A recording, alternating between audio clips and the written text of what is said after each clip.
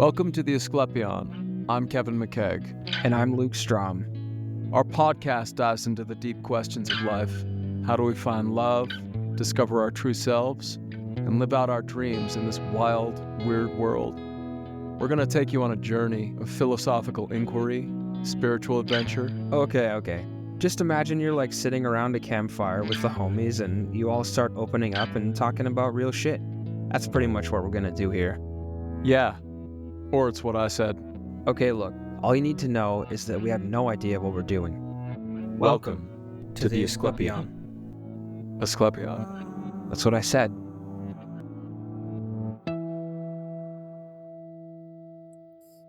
The first episode, we talked about the context of our modern world, like the dating apps, some of what's going on that's creating what feels like a bottleneck in relationship that's sort of driving new behavior and that's changing dynamics between men and women, masculine and feminine people.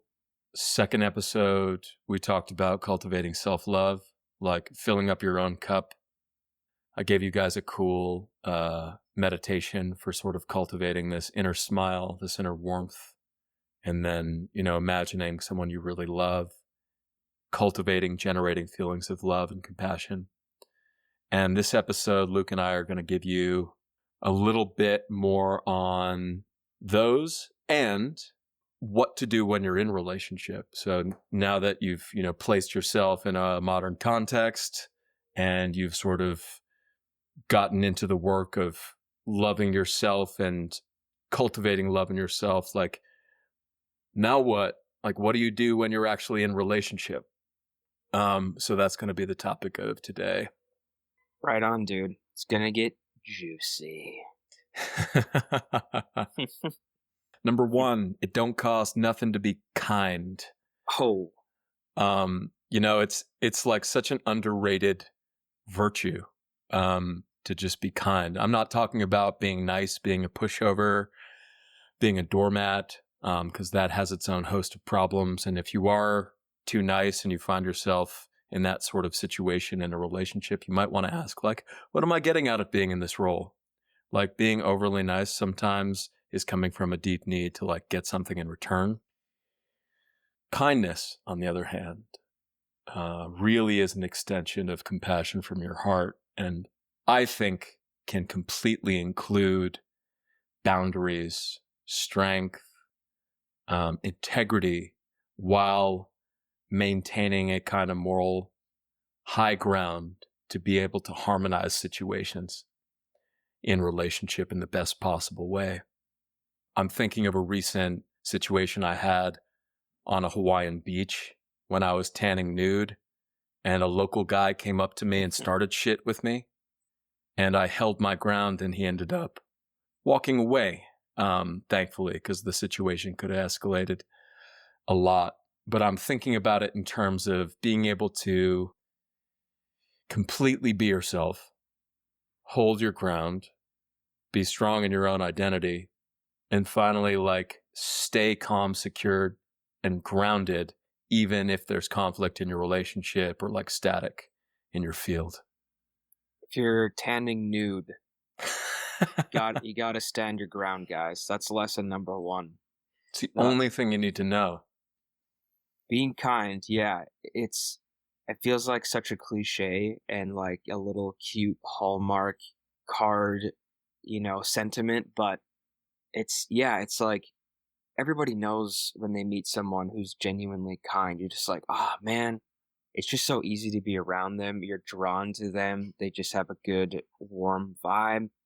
They're not necessarily trying to do all of these super generous acts all the time, but they just have a kind energy. And I think pretty much everyone appreciates that. And it's being in a relationship, you got to show up and try to give your best to your partner every day, every time you see them at least. And that's not easy. And being kind, it's kind of nice because it's a very simple thing to remember, but it's easily forgotten. I feel like, it's easy to kind of let your mood or the stress of your day get into your vibe to mess with how you're feeling, and then you kind of can project that onto your partner. And I think just remember, like, I'm from North Dakota, and we literally have billboards. I swear to God, we have billboards up there, like on the highway, that just say "Be kind," and I think it's awesome. Like, I don't want to see this stupid ad for some insurance guy, some lawyer. Be kind. Yeah, be Fuck fucking yeah. kind. Be kind, you fucks. Number 2, projections. Be aware of the human tendency to automatically assume that whatever you're feeling on the inside applies to everybody around you, right? There's this great scene in this movie called Midsummer, directed by Ari Aster, where the female protagonist, joins a group of young European kids, and they all take mushrooms. And they're lying in a field, and this one guy, who evidently is a control freak, suddenly is like, "Guys, what's that?" And he freaks out, and he's like, "Nobody move. Nobody move. We're not safe." Everybody else is like, "Dude, what? You're freaking out on mushrooms." But he is projecting onto them his own fear, right? And that's an exaggeration of something that kind of we're all constantly doing. Like, I'm having a shitty day, and suddenly everybody else seems like they're having a shitty day too. I'm feeling triggered in relationship, or more insidiously, projection is like, say you have unprocessed anger in your relationship to women as a man, and then you automatically assume that women are angry at you. That would be one good example of projection. Or you're having thoughts of infidelity, and then you get paranoid that your partner's cheating on you, even though they're loyal. That would be another good example. So just being like aware of projections, and being able to reel that shit back in when you notice that it's happening, which takes some doing. You want to be, first of all, you have to be aware of it. Then you have to be able to get a more objective perspective and test reality. You can even ask, like, "Hey, are you feeling angry?" "No? I guess it's just me then. I should do some work in here." I like that. Yeah. I think that this might be the biggest piece to relationship healthiness, I guess. I think in my experience, it's the main thing that causes friction and tension, and in some cases even breakups. You start to go down that slippery slope of feeling your own negative vibes or whatever it may be, anxiety, depression, self-doubt, and you're unaware of how you're putting that onto your partner, projecting it onto your partner. It can really cause some nastiness. And so I'm glad you called that out. And I think what you said at the end is nice too, because it does take serious self-awareness and effort to be like, whoa, whoa, whoa. Okay, I'm not actually mad at my partner. I'm mad at myself. And to do that, it's huge, man. So instead of starting a whole fight, instead of yelling at your partner, instead of thinking to yourself, "Oh shit, like things are going downhill. I don't know." You're like, "Oh dude, like I'm not happy with my job," or like, "I haven't worked out for 2 weeks," whatever it may be. And then you're like, "Oh shit, man, I gotta go take care of myself for a little bit. I gotta reboot." And then when you come back, I find at least like 9 times out of 10, I feel completely good about my relationship with my partner, Not to say that every negative feeling you have is on you. Obviously there are valid reasons to be upset with your partner, but it's always very valid. And I would just say this is a very simple, token of advice that I give to myself all the time, is just when you feel upset towards your partner, try to ask yourself first before you talk to them about it. Ask yourself, is the problem with me or them? And for me, dude, at least like 7 out of 10 times, it's just with me. And it's not like, oh, I suck. Like, I have all these problems all the time. Like, anytime I feel bad, it's like my fault. Oh, that's bad, bad, bad. It's more just like, oh, actually, you know what? I'm the one who's feeling something, and my partner's right there, and I want to unload that feeling into the world, and they're just a target. Uh, and that might sound kind of hardcore, but I think it's really real. I think it's like a human instinct for some reason.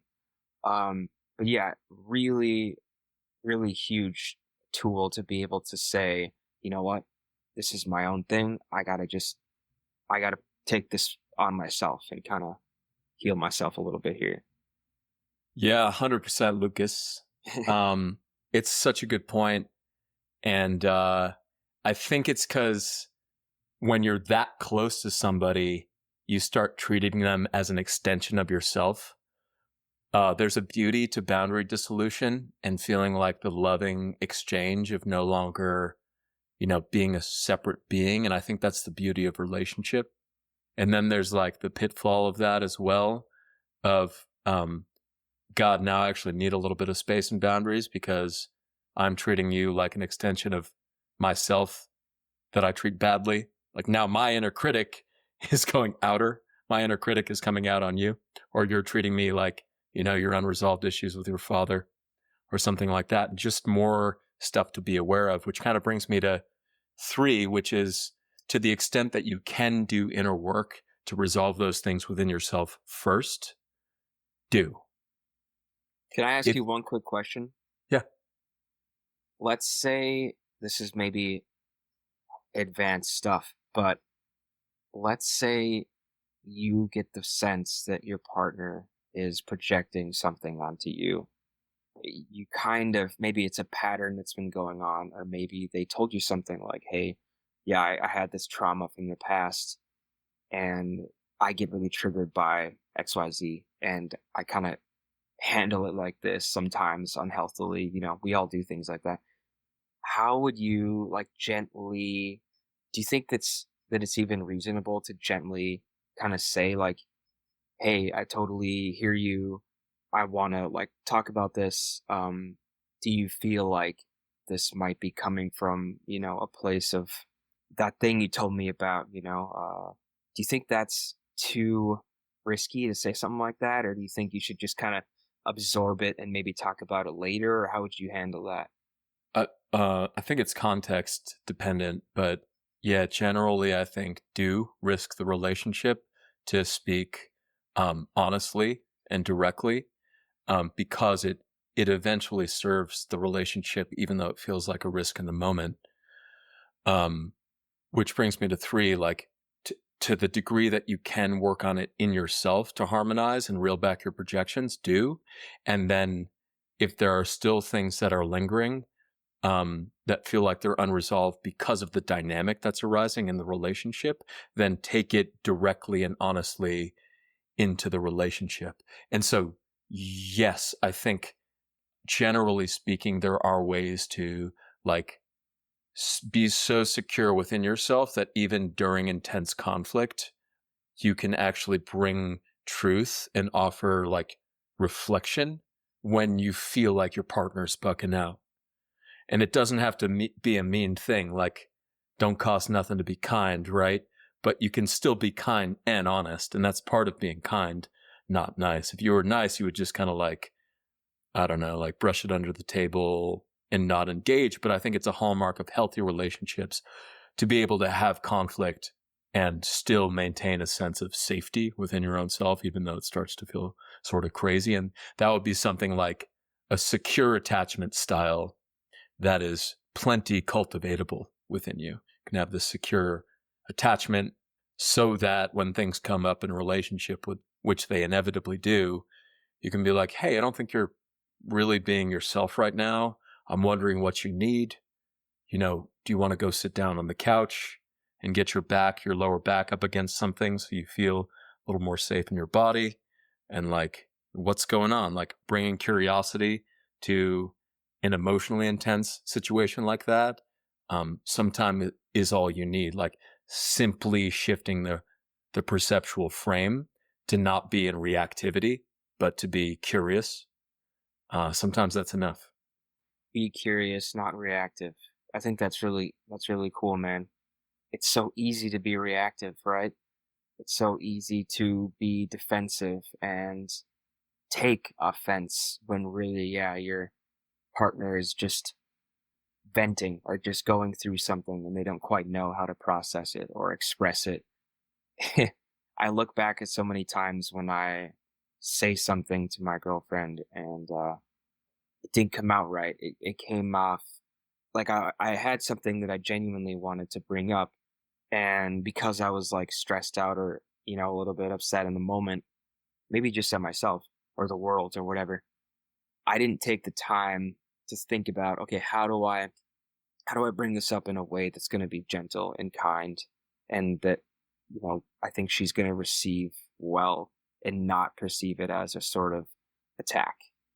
And I think that's a mutual dynamic that you build with your partner, hopefully, where you can trust each other so that like you see, for instance, your partner is really mad and they're kind of throwing that energy at you, right? To take a second and say, okay, you know what? I see that they're doing this. It's a human thing. They're probably not that upset with me. I'm just going to ask them, what's up? Is everything okay?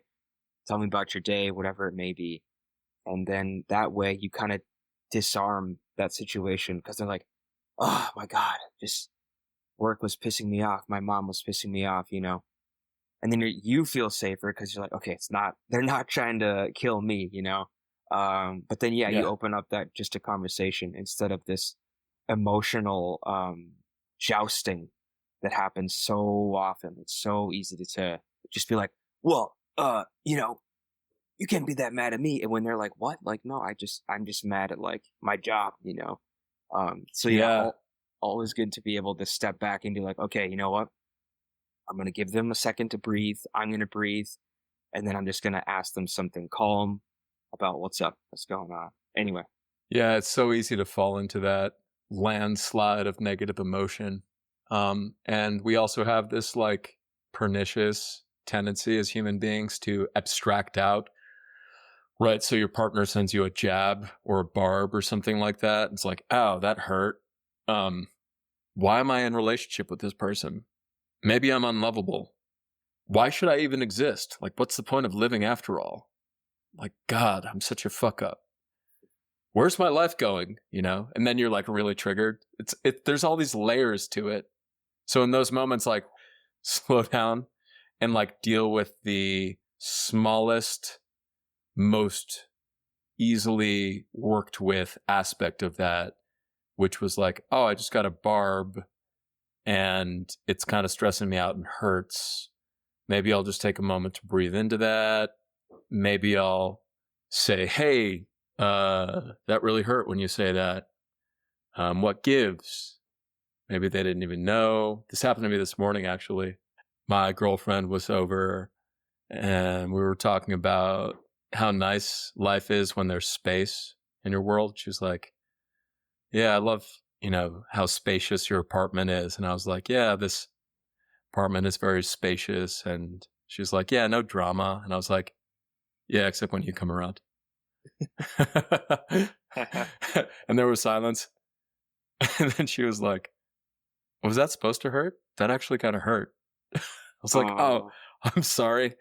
I didn't mean for it to hurt, and like I gave her a hug and she kind of teared up and I was like, I didn't mean it in that sense. I love the drama you bring because I'm such like a masculine person. Like my life is kind of like empty spaciousness. Like I joke that my apartment's like the Superman masculine fortress of solitude. And then she comes in, it's like colors and like shapes and sounds and like she's having an emotional experience. And it's like, that's the feminine. Yeah. Which I love. So, my comment wasn't necessarily a dig on her, but it just like hurt her in the moment. So she said something. And I think that takes a lot of courage and bravery to be that vulnerable. But that's what leads to sort of healthy attachment, right? That's risking the relationship to be honest because now I have the freedom to say how I feel and say what I need and I'll always be okay. I also think that there's sort of I guess a spectrum or a gradient of like intensity of words. So let's say you want to bring something up with your partner and you're thinking it's going to be, it's something real, it's something heavy. And you could say something on like low on the scale. You could be very chill and gentle and light. Hey, is it cool if we talk about something and just have something on my mind? Just want to kind of get your thoughts on it. Something like that. That's like a 2 or 3 out of 10 on the scale. Or you can say, hey, what the fuck is going on? Or I'm so pissed at you right now. That's like an 8 or 9 out of 10, right? Yeah. Or you always do this. No, no, no, no. Yeah. You're this, you're that. Yes. Yeah, that kind of emotional violence. I try to remember this scale, and sometimes I look back and I'm like, I really came at that with a 6 or 7 out of 10 energy, and that's probably why it didn't go that well. Like like when you go to a sports event, like, and then it's like the sound meter, and they're like, get loud, right? And it's like ratcheting up to like 11 out of 10 volume, right?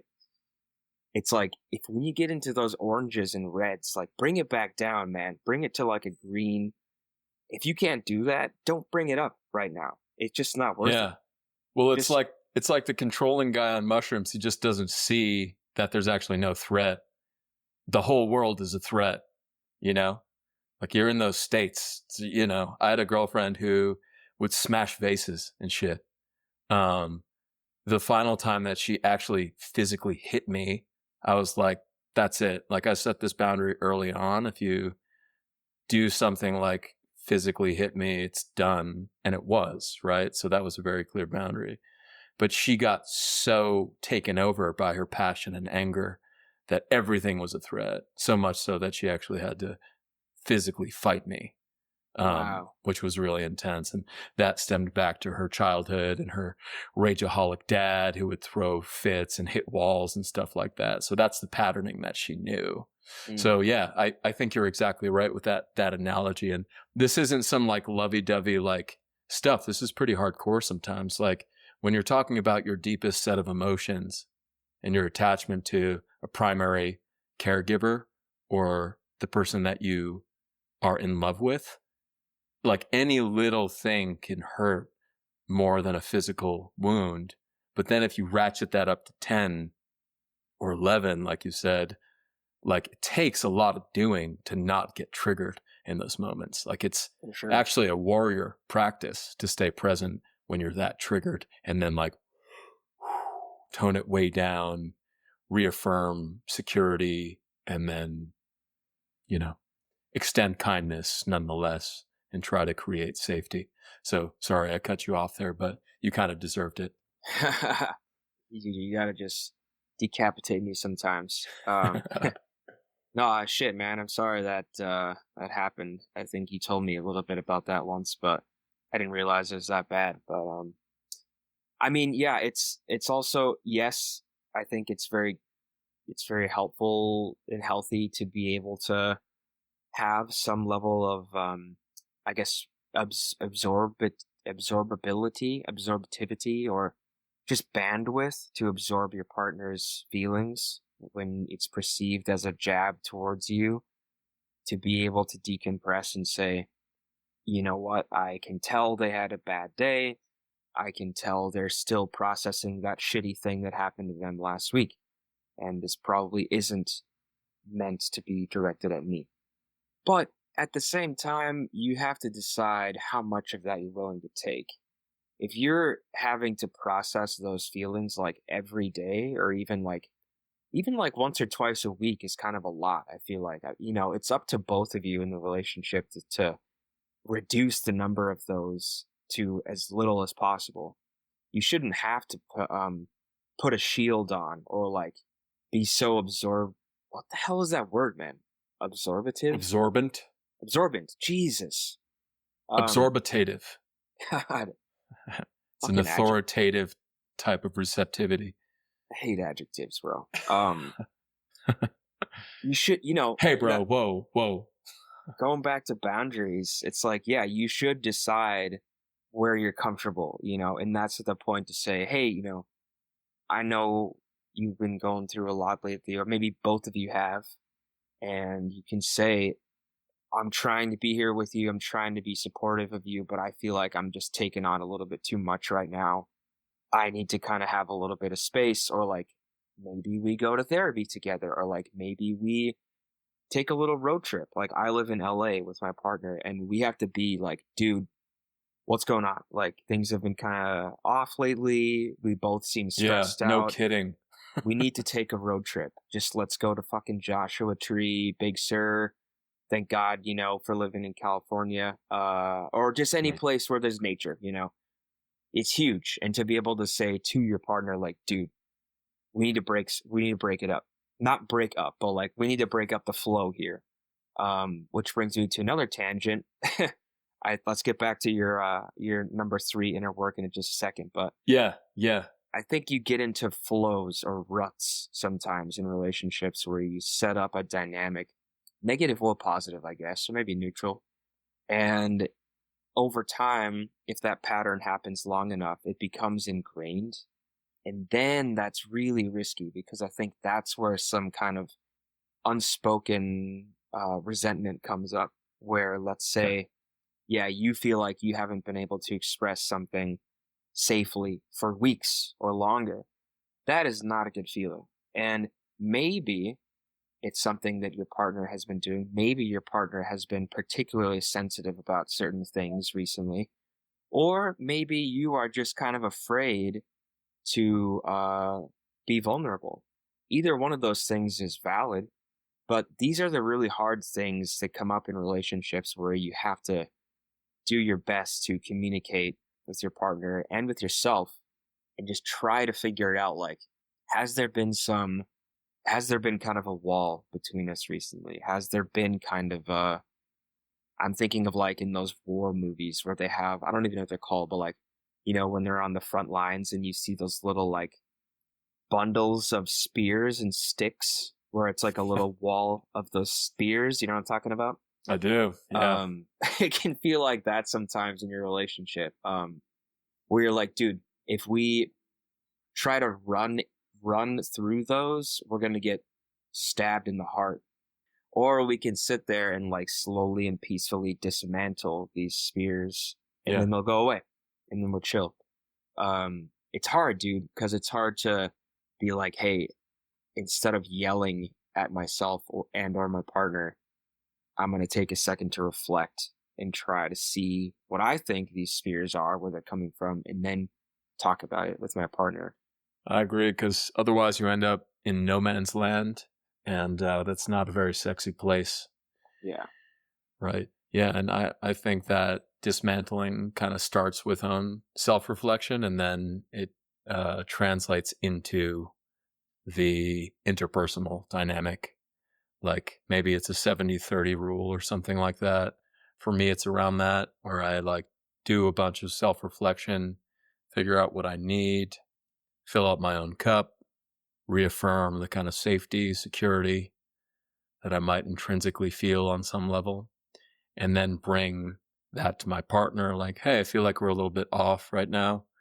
Like, I'd like to be back in a harmonious state. Are we good?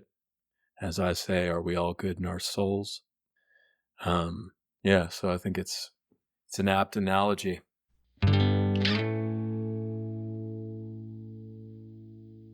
Hey guys, it's Kevin. I'm going to tell you a little bit about my business. Most of us are drifting aimlessly or walking a path somebody else set for us. It's a unique individual who carves out their own path and puts everything behind their skills and gifts, trusting the aim of their purpose and direction. While you're pursuing your chosen destiny, it's helpful to have somebody in your corner, a skilled spiritual mentor capable of calling out your deepest skills and holding you accountable to your own highest potential.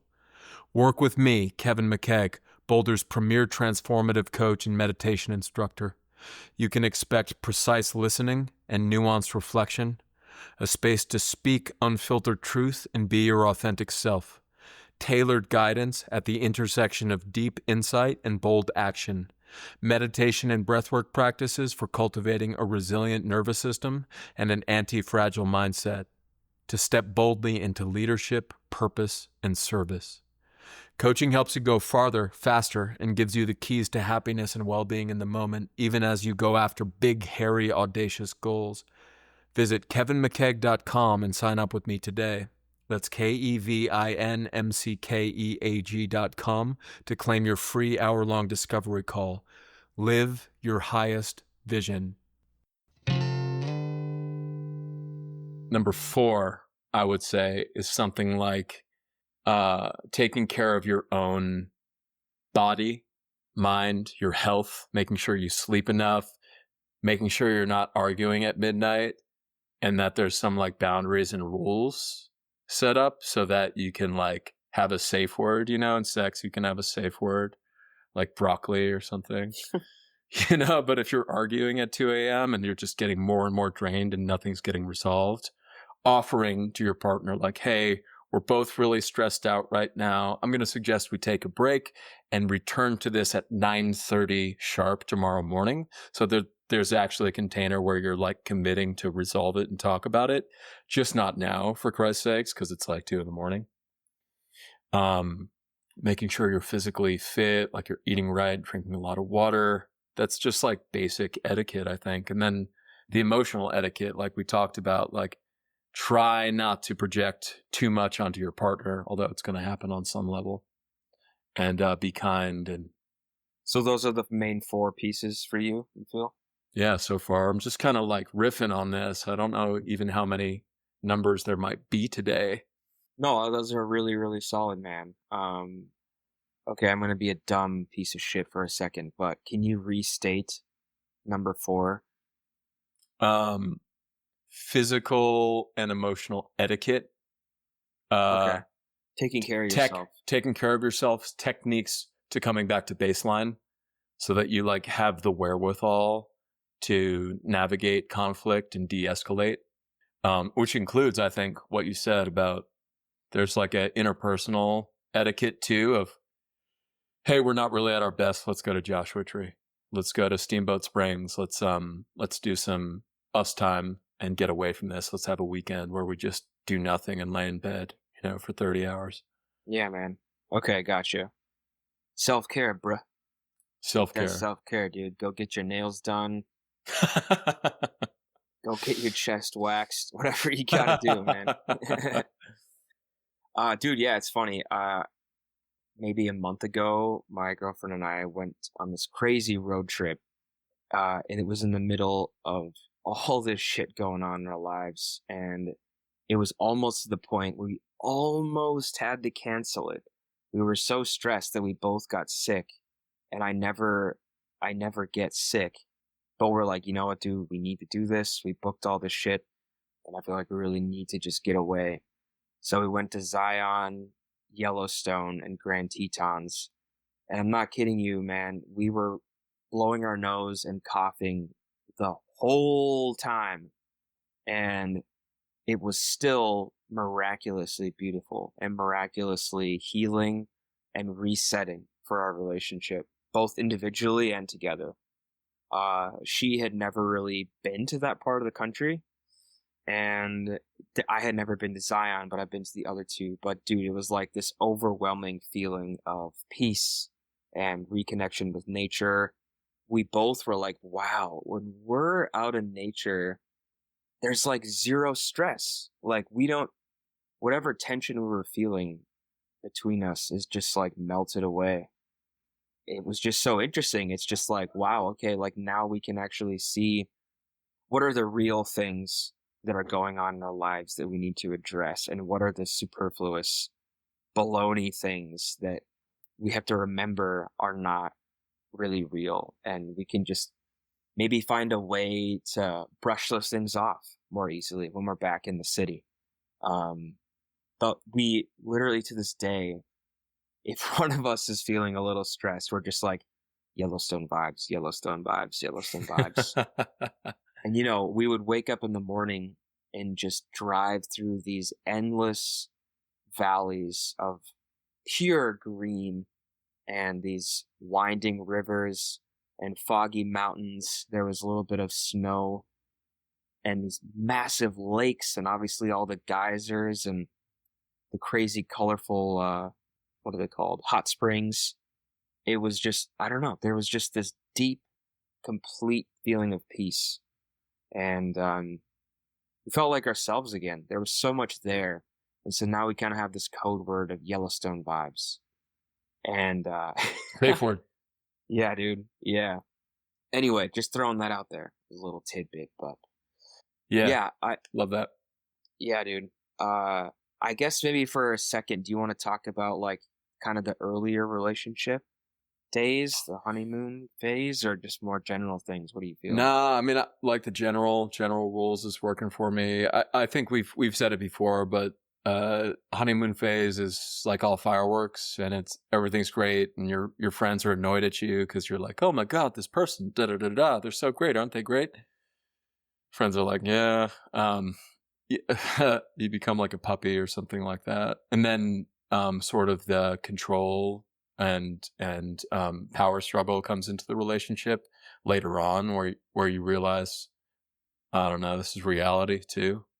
My partner farts and eats and sleeps just like I do, and so that can be interesting to navigate. I would just say, like, if you're new to relationship, just be aware that the first 6 months or 7 months is going to feel like bliss. And then when things start happening that feel crunchy, it's right that that's happening, because you're like merging into this beautiful thing. And then suddenly you're like, wait, no, I'm an individual and I'm not the same as my partner. And if I was, that wouldn't be very interesting, like dating a mirror. So then you're like sort of reclaiming things and disagreeing, and there's more conflict. And then that conflict can become entrenched and never resolve if you don't have the skills and tools to be able to navigate it. So yeah. Damn. My advice, yeah, just enjoy it, enjoy honeymoon phase. And then, when you come to Earth, make sure you're equipped with the skills to be able to deal with conflict effectively so it doesn't ruin your relationship. AKA, just listen to this podcast. You have all the skills you need right here, folks. Subscribe. Well, I mainly wanted to ask because I'm interested in this idea of compatibility. How do you know when you're actually compatible with somebody? Most people, I think, go through multiple relationships before they find the one. And you sort of build this sense of like, what's good for me, what's not good for me, red flags, green flags, all that stuff. There are some lucky bastards out there who just find their one and only when they're like 18 or... You know who you are? Yeah. Who are you? Yeah, what does compatibility look like for you, man? When you're starting to hang with someone, maybe early on, or yeah, after the honeymoon phase, and you're like, oh shit, I'm looking at reality a little more honestly. Is it more of a logical thing for you? Because I feel like it's kind of both. It's like you want this kind of pure instinctive emotional sense that you were compatible, but you also have to be like, are we going to want to live in the same places? Do we both want kids or not? What do we both believe in climate change? Whatever. Like, there's all these kind of practical things that you could throw into the equation. But what do you think about that? It's a good question. Well, I think you're right that there are like concrete compatibilities that you need to sort through. First, is this person my type? Am I attracted to this person? Is there physical chemistry? Are we compatible in that way? Do we have enough of a shared belief set that we can get along? But also there's this thing where you grow together in a partnership. You end up adopting similar beliefs through your relationship, even to the point where, because you're with each other so much, you're like mirroring each other's facial gestures, and then you start to look more alike. Mm-hmm. So then there's sort of the more subtle compatibilities. And, I don't exactly have an answer for this. It's just like you are an individual and you are part of something that's greater than the sum of the parts. So relationship is something that you do surrender into. You don't have to lose yourself into it, but it's going to necessitate growth if you're doing it correctly. You'll change. Yeah. Yeah, I'm always just, baffled by people like my grandparents who fell in love and got married when they were teenagers, and they're still together, still doing great. And it's just like, there's no way that they had all of these tools or, logical awareness of like all these compatibility markers, all that shit. They were just like, no, you know what? Didn't have to. We love each other. Yeah, some people don't need that. They're just like, fucking A, this is the one, this is the person. That's great. I mean, It's probably, beautiful. yeah, that's like what we all want, I feel like, is we don't want to have to think about all this shit. We just want to meet someone and just mesh and just be like, oh my God, I don't even have to second guess this ever. But that's not the case for most of us. I think even in wonderful relationships, there's some level of, wow, we align on most things, some things we don't, but that's okay. Or, man, we're really teetering here. We align on a lot of things, but there's a lot of things that we're not quite vibing on, and that makes me scared. That makes me kind of question things, and that's what I'm really interested in, is how you can be compatible with people in certain ways, and that feels great. But then there's some incompatibilities where you're just like, I really don't know if this balances out. It's really hard. And you just ask yourself, like, are these things going to get resolved in the future? Are we going to be compatible on this level? Or can I talk to them about these things? And am I going to have to ask them to change? Or am I just going to have to be like, you know what, dude, I don't really see this changing, and that's not going to be okay with me. And so I'm going to have to end this. Like, damn, that's crazy. That's a crazy reality to face. But if you don't, you can end up in a relationship that's not fulfilling, or that's tense and just not good at all kinds of things. And so it's really goddamn hard for some reason, but I think it's super important to just talk to yourself and, people who really know you, and be like, dude, what do I really need the most? What are like the 5 to 10 things that I need? Non-negotiables, that's the word. What are your non-negotiables? I think that's really good to think about, maybe even write them down. And there's stuff beyond that, yeah. The classic thing now is, oh, can a Democrat date a Republican, right? Some people can, some people can't.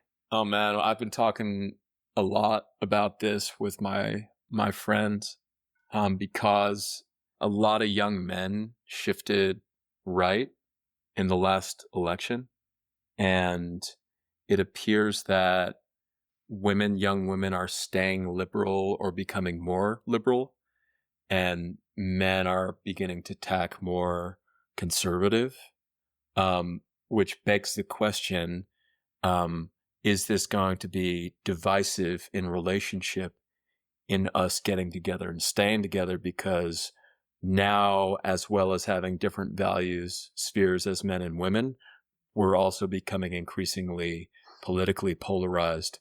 Is that a problem? I'm not really sure. I'm not sure why everybody thinks we should have like the same value spheres as men and women in the first place. If that's your baseline, maybe there's something wrong with the fact that we think men and women should value exactly the same things.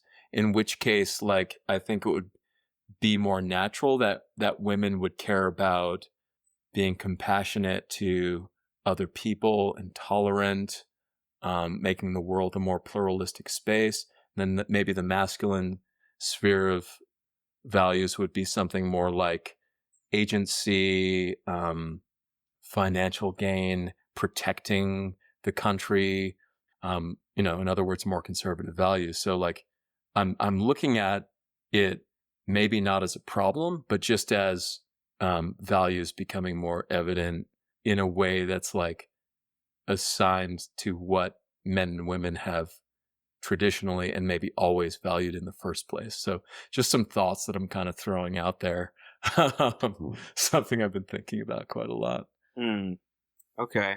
Yeah, I mean, one hard thing there is when you start to say or think, men should be this or women should be that. And I think there's obviously some biological evolutionary truth to masculine and feminine instincts on the whole. I think, at least in our country, America, we've had a massive dialogue about gender identities in the last few years, and it's been really hard, man. It's been really hard to realize, one, that people who maybe don't identify as a man or a woman or masculine and feminine so much feel very unseen and even unsafe, and that sucks. And I think it's still really hard to even talk about that stuff, because for a lot of us, we're like, a man is a man, a woman's a woman, but it's like, dude, not everyone works that simply. Not everyone feels that. And then it's even crazier to think, like, what does it mean to be a man or a woman or gender nonconforming? What does that mean? Everyone has their own definition of that, of course. But going back to the whole Democrat Republican thing, I get what you're saying, where, probably there's some level of men have somewhat of a shared value set and women maybe have somewhat of a shared value set. To generalize, I know generalizing is a little risky, but there are documented trends, like you said, where more young women are veering left politically and younger men are veering more right recently. And I think there's got to be something to be said there. Maybe it ties back to traditional values. I don't know. That area is kind of sketch for me. Yeah, it's, I've lived in California for a long time, and I've heard all kinds of viewpoints on that stuff and just on how the sexes perceive life and those different value sets. But I do think that it's something we should pay attention to, because I think a lot of young men are feeling, I guess, angry as a reaction from all of the hardcore liberal progressive mindsets, which I think were misperceived as threats to masculinity. But also women are still feeling unheard and underappreciated by men, because that whole Me Too movement and just, the general feminism movement, the dialogue still hasn't reached a point of cohesion where both sides sort of understand each other now. There's still a tremendous amount of struggle and misunderstanding, which I really hope someday we can fix that. But just in relationships, man, that's a really interesting question, actually. Does it mean that, young women are going to struggle more to find how do I even say it? I mean, I hear it all the time, women saying that it's really hard to find a good guy nowadays. But then it's like, let's talk about what that means. What is a good guy? And vice versa. I think men say the same thing. It's hard to find a good girl now. But we're all so confused, dude. We're all so confused. We're arguing about what it means to have a good relationship, to be a good person. Our country, at least our generation, I feel like we're in this state of huge perplexity, and in some cases even nihilism. And it's like these definitions of what it means to be a man and a woman, I think largely have been kind of culturally thrown out the window. And I think there's some effort to gain those back. And like I'll watch a movie from, say, like the 70s and before, and they're like, a man should be blah, blah, blah. And I'm like, whoa, you would not hear that today. Nobody would say that in a movie today, right? And sometimes it's like, all right, dude, like not every man needs to be like a gunslinging cowboy, but also like sometimes it does feel good to hear like, oh yeah, I am a man. I do kind of identify with that. That's kind of refreshing. I'm going off on a huge tangent here, bro. Like, sorry. Anyway. Yeah, no, I would say, I think it's all like really salient to the point. I just want to like ground it back into, if we're bringing this and grounding it back into the conversation about relationships, rule 5 might be something like, whether you're in a male or a female body or identify as more masculine or feminine, revert back to the essence of what you are, like deeply embody that, and then find somebody who complements that and creates a dynamic that feels juicy. You want like this masculine and feminine or yang and yin thing that creates this dynamic tension that feels sometimes maddening, but ultimately totally fulfilling. And I think that's why we get into relationship. That's why I get in relationship. I don't want to just be dating myself. Like, I'm getting into a relationship as a masculine person with somebody who's feminine because it lights me up, because she's so different to my value spheres that it's constantly like rubbing up against me in a way that feels deeply pleasurable and sometimes painful, but ultimately fulfilling, right? It's like my friend Joe, my strength trainer Joe. He was like, man, men and women are so interesting. We're so weird. When we get together, it's just like a cat and a dog just standing there, like looking at each other. It's like, I don't get you. Like, we don't get each other. Beautiful, right? So like, despite that, we're still getting together, and maybe the ultimate end isn't to understand each other, but to fucking dance anyway. That's part of the allure. That's part of the mystery that keeps me attracted to women, is that it's like this magical, mysterious thing that I don't understand that represents my being in love with the infinity of possibility of the universe, and that breaks open to something truly like cosmic or universal. Damn, bro. Looks like we need a trigger warning, bro, when you go all cosmic like that. No, that was nice, man. I think there was enough context. Yeah, I agree.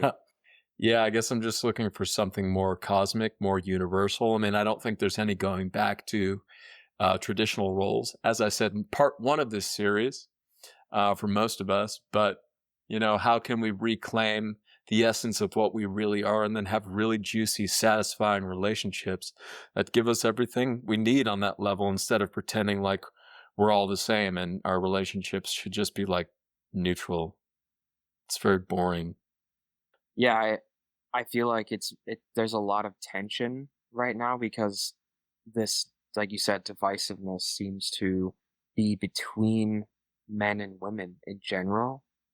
And it's, dude, like, at least out in LA, it's almost like surprising when people are like, oh, a successful like hetero relationship in LA? Whoa, how do you guys do it?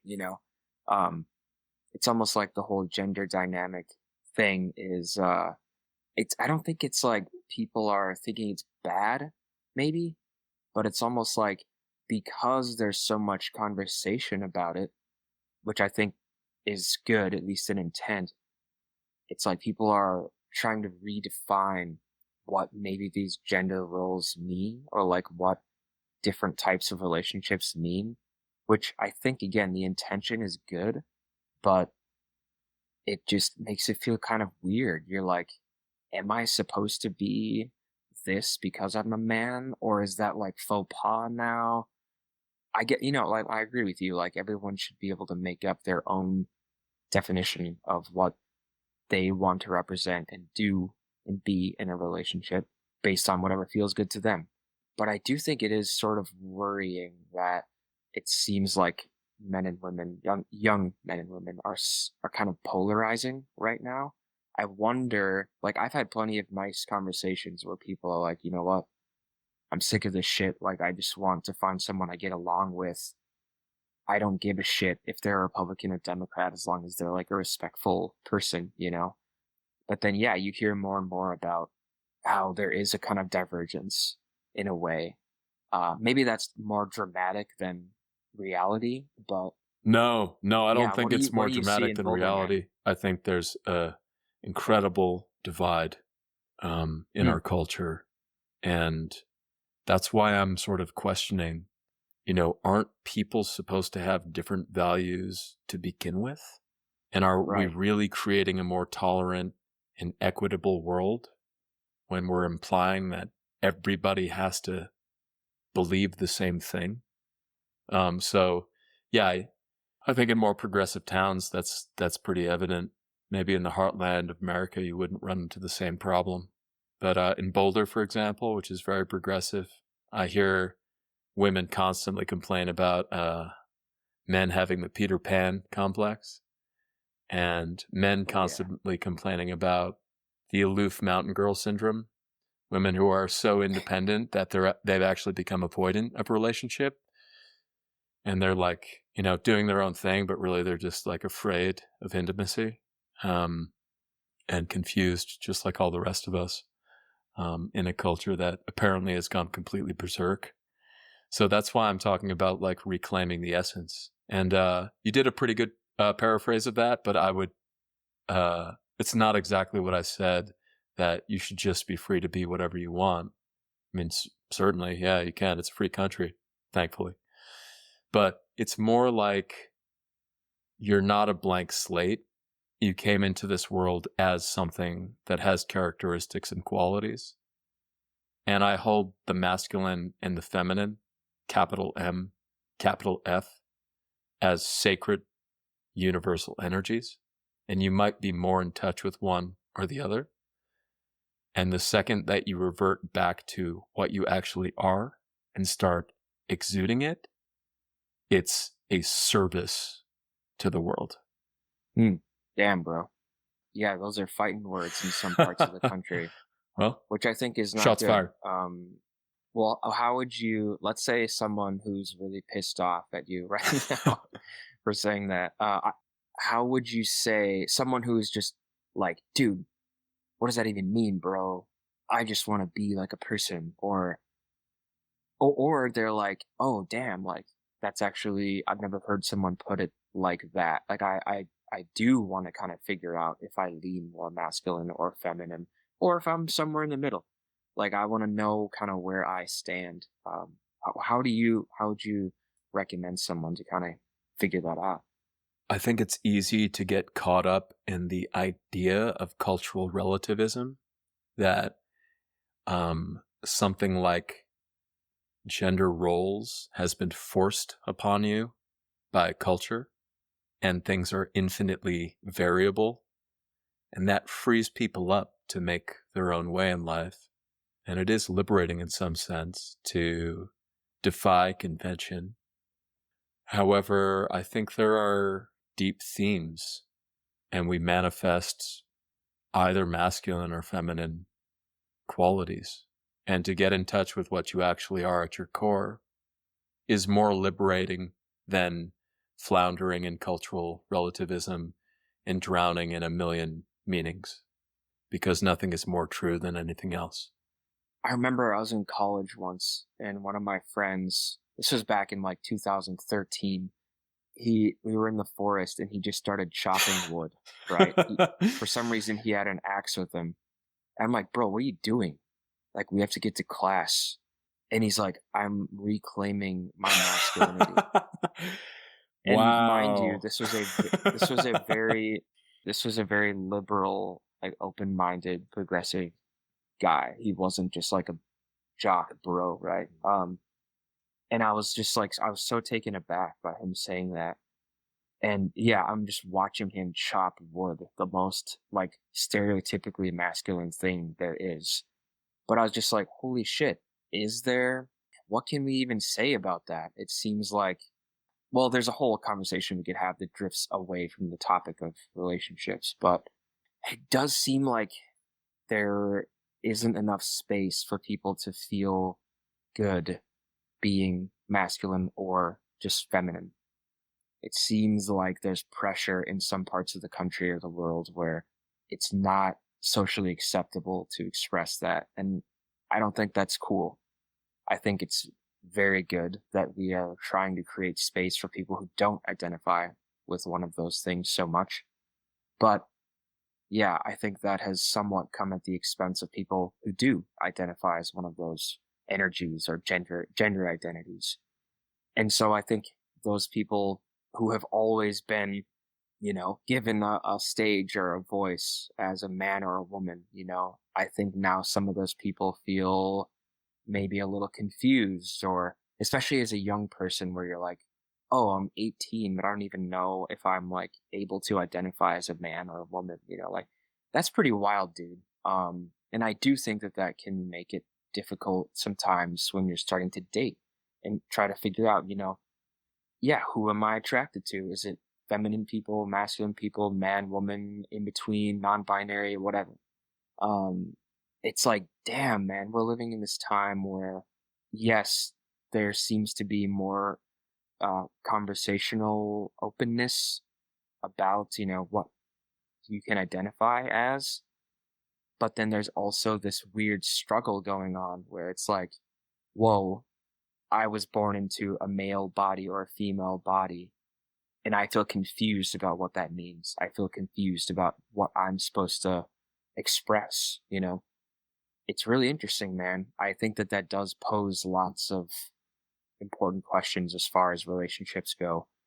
I don't know. This is risky territory. It's not that that makes me afraid, but like, it's a very of the times. I think it's very relevant to talk about these things, and it's weird that it feels risky to talk about them.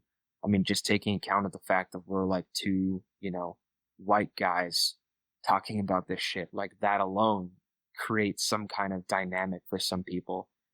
But it's like, man, it should feel okay. It should feel good to talk about your gender. It should feel safe to talk about how you express your, sexual identity, whatever that means for you. And if a lot of people are feeling confused or like really afraid of pursuing relationships because they feel like our culture makes it unsafe for them to talk about their identity as a human, that's not cool. That's not good. That's all I'm going to say. A cogent analysis, my friend. No doubt we'll return to some of these themes later on. But for now, I kind of want to end with, rule 5, like figure out what your essence is in your soul and then be that as fully as possible and honor and cherish yourself so that you can magnetize your energetic opposite and then watch the fucking magic unfold and prepare to be wowed. Go chop wood. Yeah, chop it up, my friend.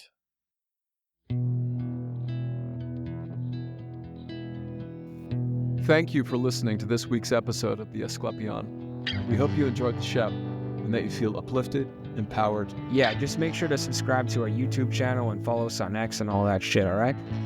Farewell, friends.